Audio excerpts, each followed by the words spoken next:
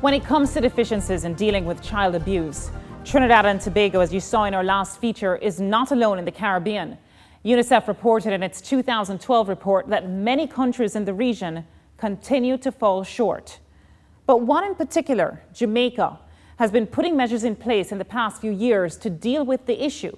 In 2007, for example, the country established the Office of the Children's Registry to receive and manage reports of child abuse. Greig Smith is its head, and he joins us now to provide some insight into Jamaica's experience. Welcome to you, Greig Smith. Thanks for having me.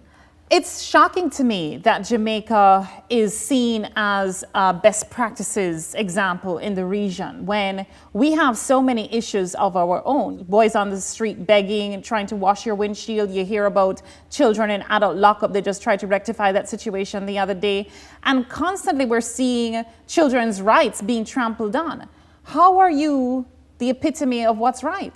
The Ministry of Youth and Culture, with responsibility for the Child Development Agency, the Office of the Children's Advocate, and by the extension, the Parliament in which a Children's Advocate reports to, that we do see this as very troubling. It is of concern to us. And despite we have these negative perceptions of what is happening within our country, we are leading the Caribbean in terms of the initiatives that are established through these three agencies. You mentioned the Office of the Children's Advocate a moment ago as well, and that is the only one of its kind in the English-speaking Caribbean? That's the only one within the English-speaking Caribbean that you have a designated office with lawyers that seeks to protect the rights of children, that goes to court, represents children. You had mentioned previously that Trinidad and Suriname were some of the countries that had actually come to Jamaica to observe our best practices here. The Office of the Children's Registry, obviously, was one of the places that they might have visited. What did you impart to them? So it's a centralized area to protect the rights of the children and also to protect the identity of the reporter, which is important. When your office was set up in 2007, you had somewhere around 450 reports coming in of child abuse. Now you're 8,500 plus in 2012. That's a huge jump. Is it that more people are reporting, or is it that there are more incidences of child abuse, or both? I don't think that we really want to be pleased and boast about these numbers, but what we have found out is not merely because more children are being abused in Jamaica, but the fact is that through the Ministry of Youth and Culture, all the government agencies, specifically the Office of the Children's Registry, the Children's Advocate, and the Child Development Agency, that public education becomes a priority.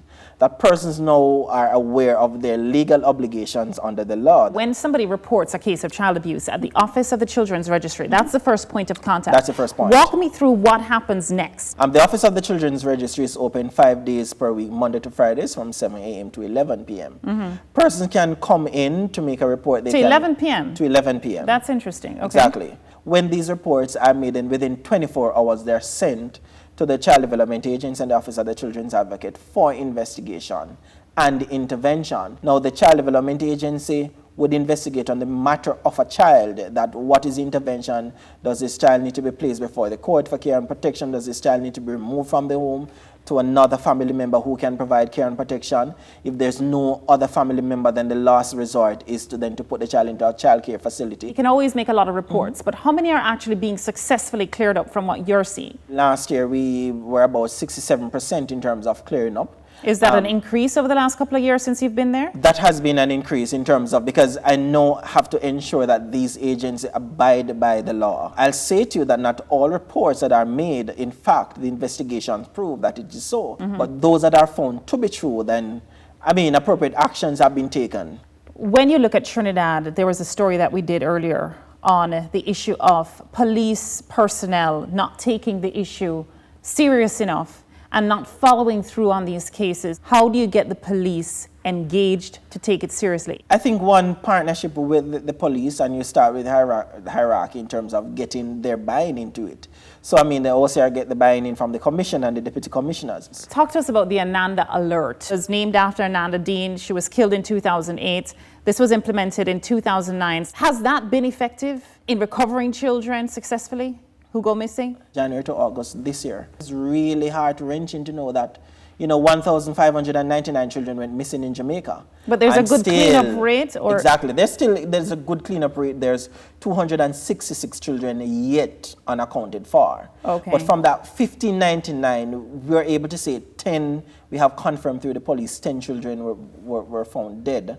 But those 266, not to say that they're out there, it could be that they have been returned home. Greig Smith, thank you so much for coming in. That's Greig Smith.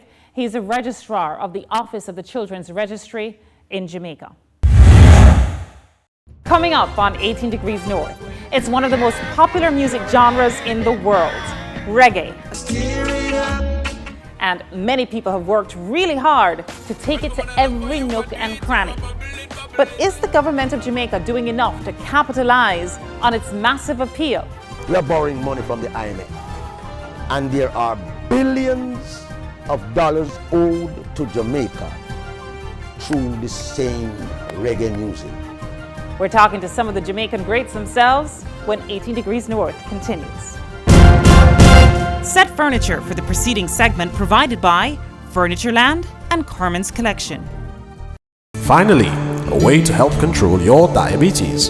Introducing Caribbean Dreams Cinnamon Mint Diabetic Tea. Caribbean Dreams Cinnamon Mint Diabetic Tea is all natural and sweetened with stevia leaves, a plant sweetener that's safe for diabetics. Cinnamon increases the body's ability to regulate blood sugar. Peppermint is high in antioxidants and soothes the stomach. Take control of your diabetes with Caribbean Dreams Cinnamon Mint Diabetic Tea. 'Twas a night when all was still, that pastry passions experienced a thrill. It could have been the beautiful cakes that made this special little doll awake. A night to indulge in freshly baked products and desserts was enough to make this doll smirk. Now I see why even she couldn't resist taking a bite from the goodies on the Pastry Passions list. Pastry Passions is everybody's passion.